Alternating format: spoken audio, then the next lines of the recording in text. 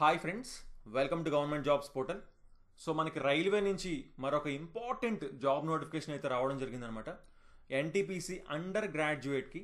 So main very important points అయితే మనం వీడియోలో చెప్పుకుందాం. కింద డిస్క్రిప్షన్లోని నోటిఫికేషన్ లింక్ కూడా ఇస్తున్నామండి. తప్పకుండా మీకు ఏమైనా డౌట్ ఉంటే అందులో చూడొచ్చు, లేదంటే కింద ఈ వీడియో కింద కామెంట్ చేయొచ్చు. వాటికి కూడా మనం రిప్లై ఇవ్వడం జరుగుతుంది అనమాట. సో ఎప్పటి నుంచి అప్లై చేయొచ్చు అంటే సెప్టెంబర్ 21 నుంచి, అండ్ లాస్ట్ డేట్ వచ్చేసి అక్టోబర్ 20 అండి.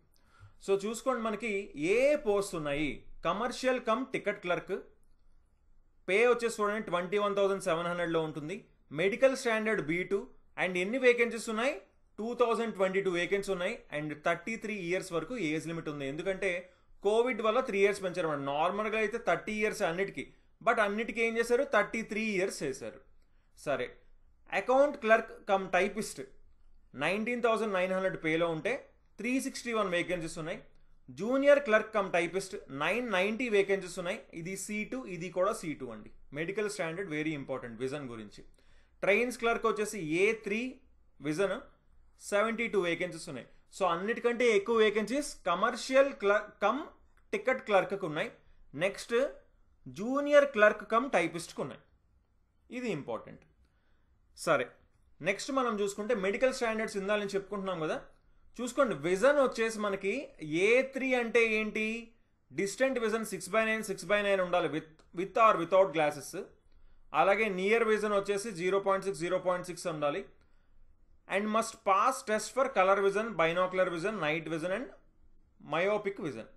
అలాగే B2 మనం చూసుకుంటే డిస్టెన్స్ విజన్ 6/9 6/12 ఉండాలి, with or without glasses. Okay, and near vision 0.6 0.6, మిగతావన్నీ కూడా మీరు చూడొచ్చు. అలాగే C2 అంటే డిస్టెంట్ విజన్ 6/12 ఉండాలి, common nil, with or without glasses.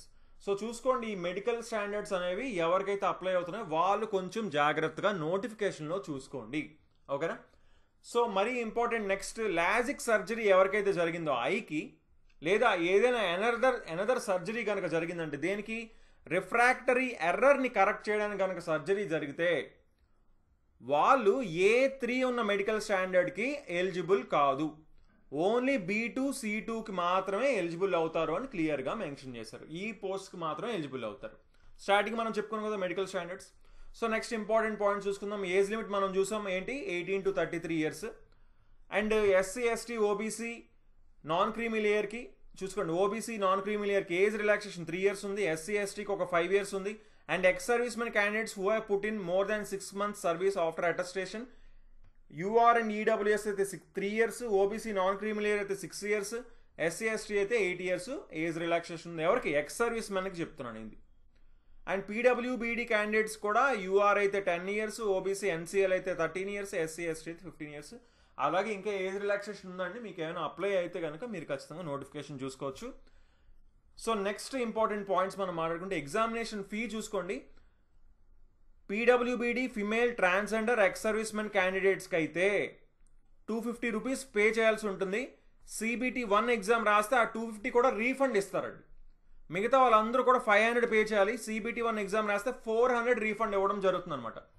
So మరొక ఇంపార్టెంట్ పాయింట్ ఏంటంటే చూసుకోండి, అన్రిజర్వ్డ్ వేకెన్సీస్కి అప్లై చేసేటప్పుడు SC ST OBC NCL అంటే నాన్ క్రీమీ లేయర్ క్యాండిడేట్స్కి ఏజ్ రిలాక్సేషన్ అనేది అలౌ చెయ్యరు. No age relaxation is allowed అని క్లియర్గా మెన్షన్ చేశారు. ఓకేనా? అంటే ఏంటి? వీళ్ళకి ఏవైతే పోస్ట్స్ ఇచ్చారో వాటికి ఏజ్ రిలాక్సేషన్ ఉంటుంది అని చెప్తున్నారు.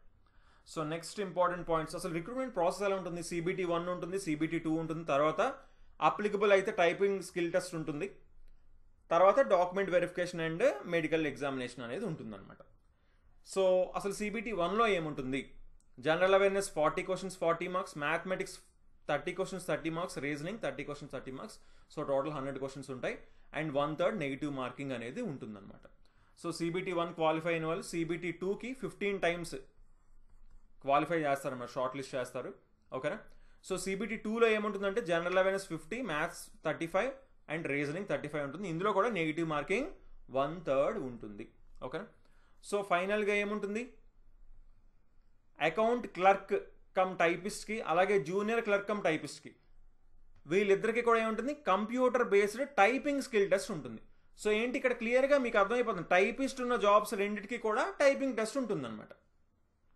ఓకేనా.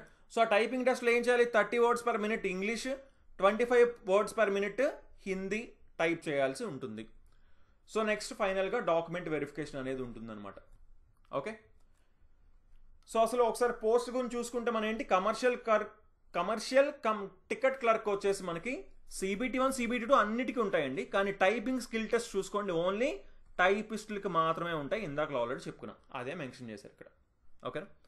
సో చాయిస్ ఆఫ్ లాంగ్వేజ్ వచ్చేసి మీ ఇష్టం అండి, ఇక్కడ మెన్షన్ చేసిన ఏ లాంగ్వేజ్లో. సో మనకి ఇక్కడ మెయిన్గా మాట్లాడుకుంటే తెలుగులో కూడా ఎగ్జామ్ ఉంటుంది. ఓకే. అండ్ రీఫండ్కి మీ బ్యాంక్ డీటెయిల్స్ అనేవి కరెక్ట్గా ఇవ్వవలసి ఉంటుంది.